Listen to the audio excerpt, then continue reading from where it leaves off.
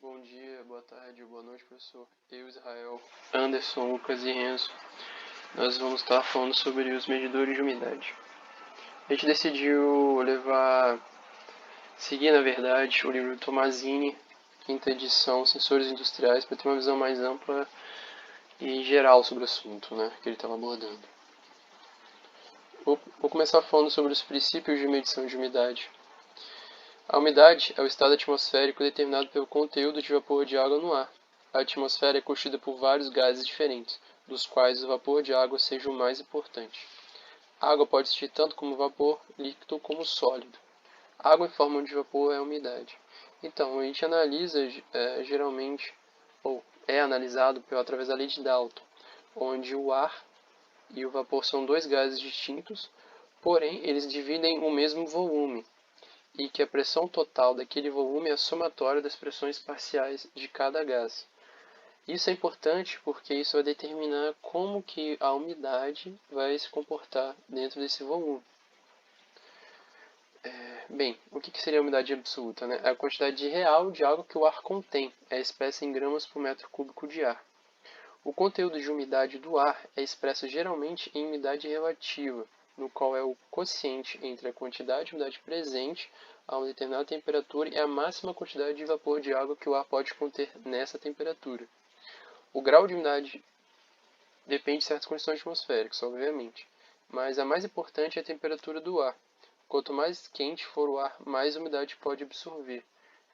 Quando a atmosfera contém todo o vapor de água que pode absorver determinada temperatura, diz que o ar está saturado. E esse ponto de saturação é o chamado ponto de orvalho. Nesse ponto, eu vou fazer um paralelo com a água, a mistura de água e açúcar. Quando você começa a jogar açúcar em a temperatura ambiente, você observa que vai ter uma precipitação de açúcar. Quer dizer que você atingiu a saturação daquela mistura naquela temperatura.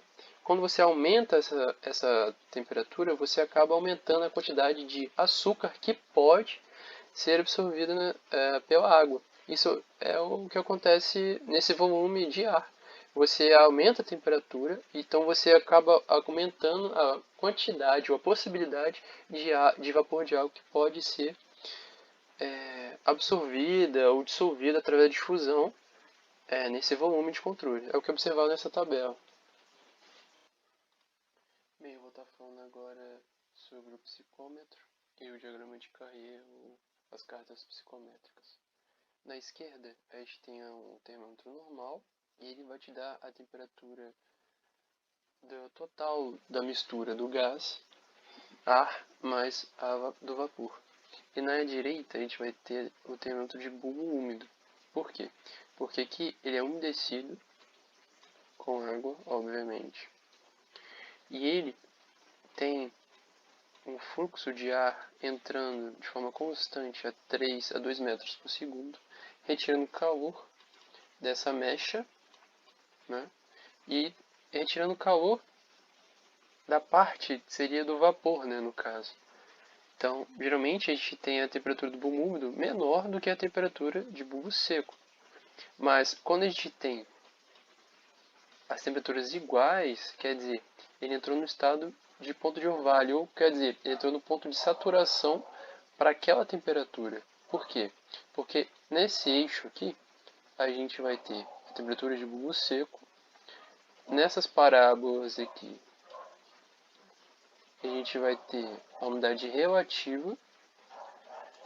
E aqui, deixa eu ver se eu consigo, nessas linhas são as temperaturas de bulbo úmido. Então é o seguinte, quando você tem a mesma temperatura, que são nessas retas aqui, você intercepta elas, você vai ter o ponto de orvalho, quer dizer, ele vai estar na umidade relativa 100%. Então você vai ter que começar a precipitação da água. Então, com esses dois valores, você consegue, através desse diagrama, definir todas as características. A entalpia, aqui você vai ter a quantidade de vapor de água por volume de ar. Aqui são as entropias. e muitos outros parâmetros que não são relevantes para agora, né? Mas o importante é saber como que isso está relacionado com parâmetros de velocidade, umidade de ar e a temperatura total do ambiente. Bem, vou falar sobre alguns fatores que influenciam a escolha do sensor de umidade, né? Você deve saber a faixa de medição, onde vai ocorrer na maior parte do tempo, sendo que a maior parte dos problemas de medição de umidade industriais não envolve grandes faixas. Em muitas aplicações, os sensores de umidade funcionam 90% do tempo em uma faixa ou região estreita e 10% em uma região bem distante da faixa normal. O que significa o seguinte, você pelo menos tem que ter um conhecimento do que está acontecendo ali, porque você pode provocar um erro de range, por exemplo, né? Você acaba pegando uma faixa que o seu equipamento não vai te dar uma precisão que você quer, ou vai te dar uma medição errada. Então, isso é bem importante de no mínimo, você estar sabendo o que você tá fazendo ali, né? Então, algumas perguntas você tem que fazer antes de colocar um sensor e algumas escolhas a respeito dos equipamentos. O sensor deve funcionar a altos níveis de umidade? Isso está próximo à situação? Caso de um forno ou equipamento condicionador que manuseasse um produto úmido, por exemplo. Ele deve funcionar a níveis de umidade razoavelmente moderados? O que significa? Caso de sistema de condicionador de ar ou no ambiente com ar-condicionado? Deve ser aplicada a umidades muito baixas, linhas de ar de instrumentos ou gases de purga, por exemplo. E a gente tem aqui alguns parâmetros que você quer analisar e as suas aplicações típicas, né?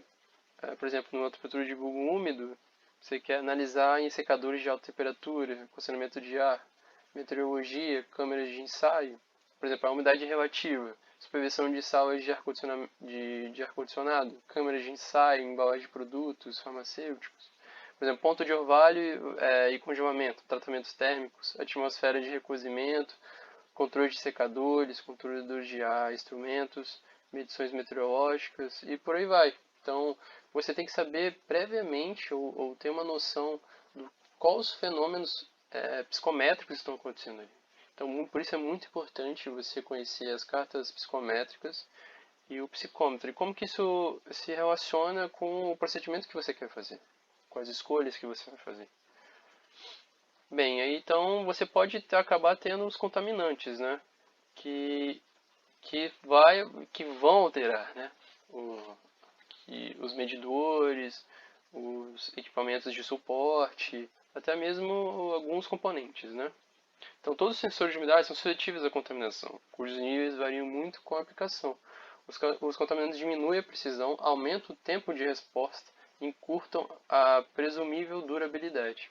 Certos sensores são definitivamente danificados pela contaminação. Outros podem ser limpos ou reativados, mas todos são afetados, em maior ou menor grau, pela constante presença de contaminantes nos processos naturais. Então, é algo que está presente, então geralmente não tem como evitar. Você pode tentar mitigar, mas ele sempre vai estar exposto a uma atmosfera bem agressiva, geralmente, né? Então, outro fator também importante é a precisão. Na instrumentação de umidade, a superespecificação da precisão pode constituir um erro dispendioso. Nas aplicações industriais, as medições da umidade geralmente se limitam a uma precisão de mais de 3% e as medições de temperatura do ponto de orvalho mais de 5%, de 0,5%, limitados a ambientes limpos, né? Então, a contaminação pode reduzir esses valores para mais de 5% para umidade relativa a mais de 1% para o ponto de orvalho. Quer dizer, isso duplicou, né, os valores de precisão. Não se deve contar com precisões superiores a esses limites, a não ser em ambientes muito limpos, e são raras exceções na indústria. Né? E mais de 5% da umidade relativa ou 2,5% são absolutamente aceitáveis. E outro aspecto importante é a manutenção. Os níveis de contaminação determinam frequências de manutenção. Por exemplo, um simples psicômetro funcionando no ambiente de um almoxarifado versus um higômetro óptico de ponta de orvalho controlando as atmosferas de comburização em um forno de tratamento de calor. Então, você observa que tem uma diferença enorme. Você vai ter que simplesmente, às vezes, fazer uma limpeza ou fazer algum tipo de retoque, e o outro você vai ter que trocar, geralmente, os componentes internos, fazer uma limpeza mais exigente, porque a atmosfera que esse higrômetro óptico vai estar submetido é bem agressivo. Então, não existe sensores de umidade que dispensem a manutenção completamente, né? Quando os níveis de contaminação são altos, deve ser usado um sensor que possa ser limpo fácil e rapidamente no próprio local e que não exija calibração após a limpeza. Olá, meu nome é Lucas Germano e eu vou apresentar alguns pontos importantes e relevantes acerca dos medidores de umidade. O primeiro deles é as exigências de durabilidade. As exigências de durabilidade variam de alguns meses até 20 anos. Os sensores mais econômicos tendem a ser menos duráveis. Por exemplo, células de pontos de orvalho, elementos de UR, óxido de alumínio e dentre outros. Se o desejo for uma maior durabilidade, a escolha ideal seria os sensores do tipo condensação, por conta de sua construção inerte. A durabilidade vai depender de fatores como a aplicação, se ele está energizado direto ou somente em intervalo de leitura, a agressividade dos elementos externos, como a umidade, química do solo, adubação. E acredita-se que em local abrigado, aumente ainda mais a medição, se a medição for escalonada, né? Aumentando, por sinal, a durabilidade. Outro ponto importante é o sistema de amostragem. Quando a sonda estiver sujeita a choques ou vibrações excessivas, a escolha da sonda, o método da amostragem e o local de instalação precisam ser considerados cuidadosamente. A escolha do sensor de umidade depende da aplicação e da temperatura de operação, especialmente nos extremos da umidade. Sempre que possível, a sonda deve ser montada no processo real para obter as medições mais precisas e um tempo de resposta rápido. No entanto, as instalações diretas nem sempre são viáveis. Em algumas situações, as células da amostra instaladas em linha fornecem um ponto de entrada para uma sonda de medição adequada. Podemos dizer assim que os sistemas externos de amostragem não devem ser usados para medir a umidade relativa, porque a mudança na temperatura afetará a medição. Os sistemas de amostragem devem ser usados como sondas de ponto de orvalho. Ao medir o ponto de orvalho, os sistemas de amostragem são normalmente usados para reduzir a temperatura do gás de processo, para proteger a sonda contra a contaminação por partículas, para facilitar a conexão e a desconexão do instrumento sem reduzir o processo. Outro ponto de análise importante é sobre o tempo de resposta. Né? O tempo de resposta do sensor é a velocidade de resposta quando o sensor é submetido a uma mudança de degrau na umidade. Além do sensor, fatores como temperatura, fluxo de ar e tipo de filtro têm efeito no tempo de resposta. Um filtro bloqueado dará uma resposta mais lenta. O desempenho do sensor de umidade, né, é um fator crítico para a qualidade geral da medição de umidade. O tempo de resposta influencia muito no desempenho na aplicação. A maioria dos processos requer um tempo de resposta rápido, isso é, em segundos. Né? Os sensores de condensação óptica e os de óxido de alumínio são exemplos de medidores de resposta rápida. Para aqueles processos que emitem respostas mais lentas, ou seja, em minutos, os sensores de ponto de orvalho de cloreto de lídio atendem bem com um tempo no intervalo de 3 a 5 minutos. Outro fator importante é sobre a pressão. A lei de Dalton afirma que uma mudança na pressão total de um gás deve ter um efeito sobre as pressões parciais de todos os gases componentes, incluindo o vapor d'água. Se, por exemplo, a pressão for aplicada por total, a pressão total aplicada for duplicada, as pressões parciais de todos os gases componentes também serão duplicadas. Nos compressores de ar, um aumento de pressão espreme a água para fora do ar à medida que é comprimido. Isso acontece devido à pressão parcial de vapor de água, o PW é ampliado, mas a pressão de vapor saturada ainda é apenas uma função de temperatura. À medida que a pressão se acumula em um tanque receptor, PW atinge PWS. Né? A água se condensa em líquido e deve ser finalmente drenada ao tanque. Se a pressão de vapor de saturação for atingida no ar ou em uma mistura de gás, a introdução de vapor de água adicional requer uma quantidade igual condense fora do gás, como um líquido ou um sólido. Um gráfico psicométrico mostra graficamente a relação entre a pressão de vapor de saturação e a temperatura. Além disso, as tabelas de pressão de vapor podem ser usadas para ver a pressão de vapor de saturação a qualquer temperatura. Por último, um outro aspecto importante, né, é no que diz respeito ao custo, ou seja, ao investimento que a gente faz no nosso medidor. O medidor de umidade se mostra um investimento vital, né, que trará rápido retorno e automatização necessária para evoluir a linha produtiva. Porém, né, no entanto, essa tecnologia ainda não possui um custo bastante elevado no Brasil. Sendo assim, necessita-se de otimizar, entendendo qual tipo de sensor trará o melhor custo-benefício. Então a gente precisa realizar um estudo antes de aplicar o medidor àquela situação, para entender se aquele é de fato o medidor adequado. Né? Os sensores de baixo custo são indicados para leituras em trabalhos que não necessitem de uma grande acurácia.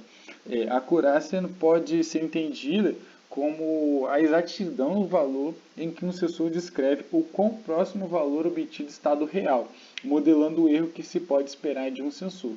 Então é entender o quão verdadeiro e quão real está aquele valor. Então isso é acurácia. Para grandes acurácias, são recomendados se utilizar sensores que possuem alto valor agregado, pois possuem maior sensibilidade a essas alterações.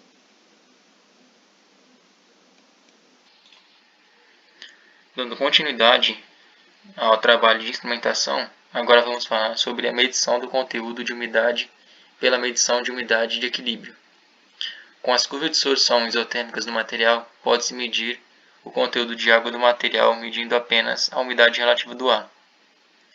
Curva de sorção isotérmicas. É possível relacionar a atividade de água com a umidade do alimento.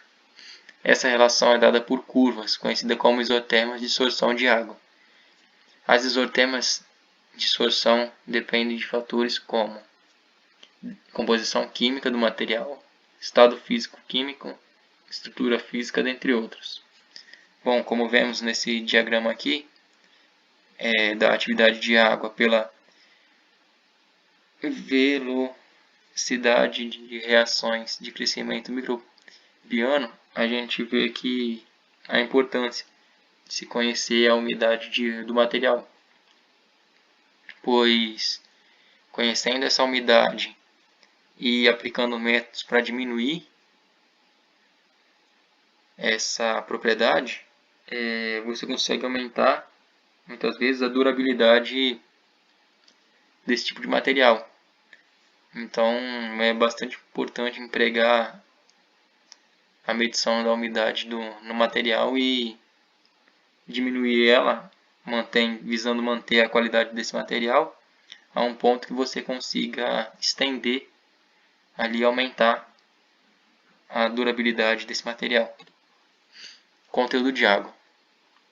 O fenômeno dos materiais sólidos que são capazes de absorver e de reter a água do ambiente é chamado de sorção. A distinção entre absorção e desorção. Para cada umidade relativa dada a um conteúdo de água específico que é característico do material. A adsorção é a adesão física ou ligação de íons e moléculas na superfície de uma outra molécula. Partindo da química, o termo consiste no processo pelo qual uma substância é liberada em determinada superfície. Sendo assim, a gente consegue relacionar o conteúdo de água com a umidade relativa, através da sorção.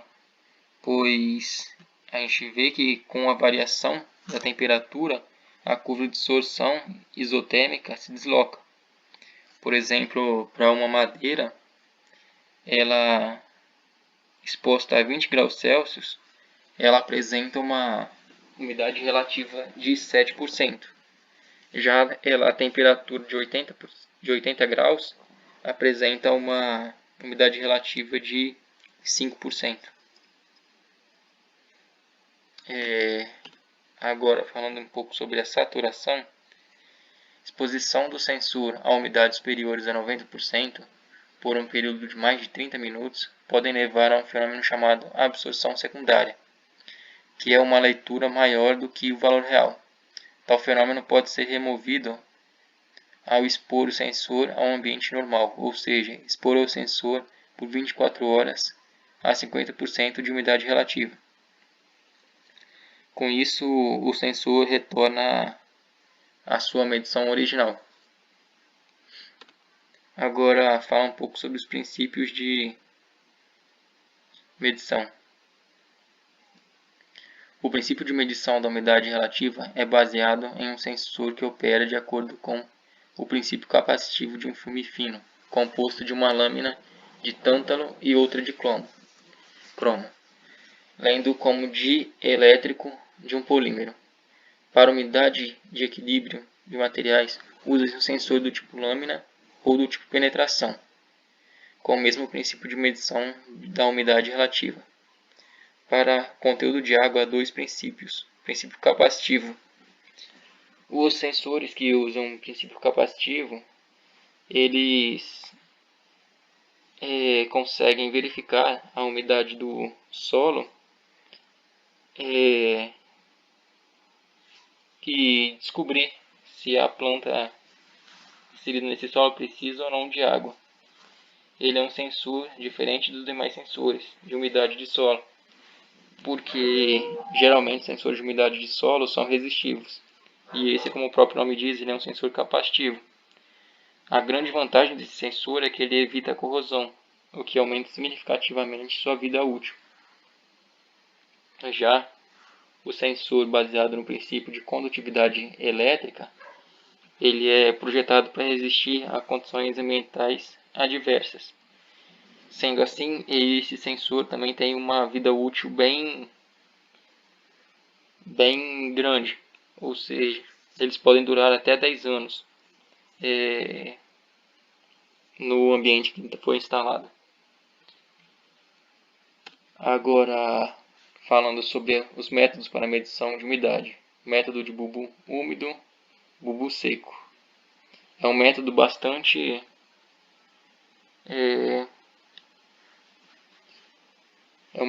popular devido à sua popularidade e baixo custo. Ou seja, esse método ele é bastante popular devido à sua simplicidade e, como eu já disse, baixo custo. Um medidor desse tipo ele é composto por um par de termômetros elétricos conjugados, onde um deles é equipado com pavio e reservatório automatizado para conservar a umidade do sensor umedecido. A limitação desse tipo de medição geralmente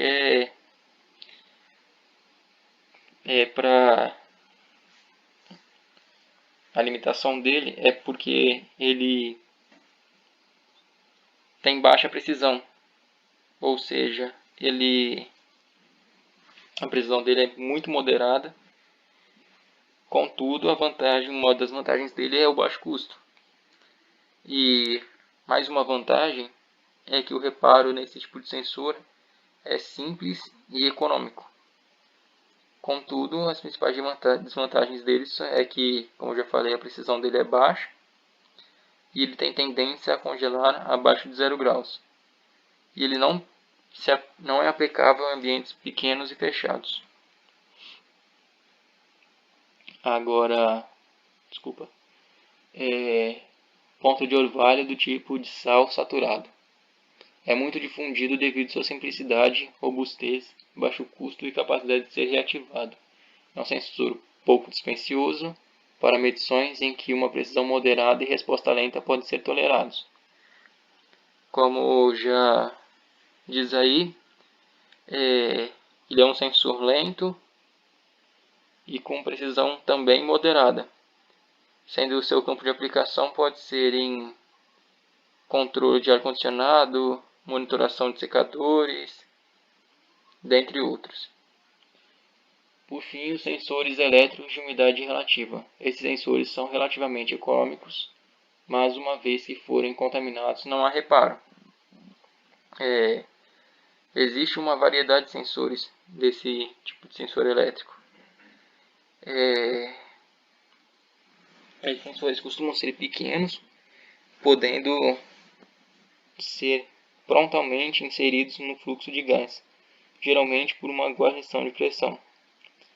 São bastante utilizados, onde baixo custo e boa precisão e rapidez são fatores cruciais para aquela medição.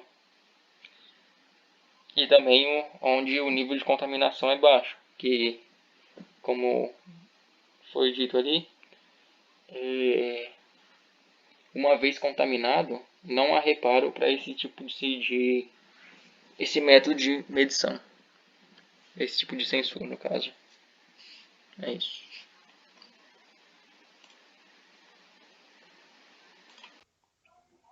Mais um medidor de umidade temos o sensor de óxido de alumínio.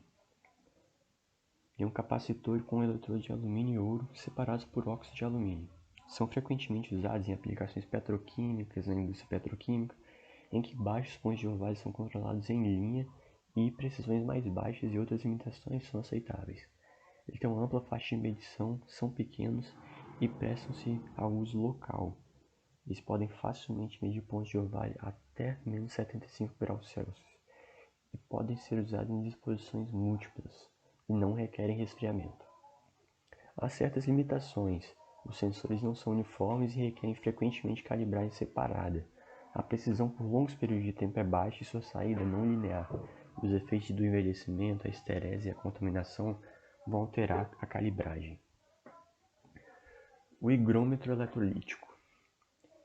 Ele usa uma célula revestida por uma fina camada de pentóxido fosfórico e é um dos poucos instrumentos que oferece desempenhos seguros na região de ppm baixos.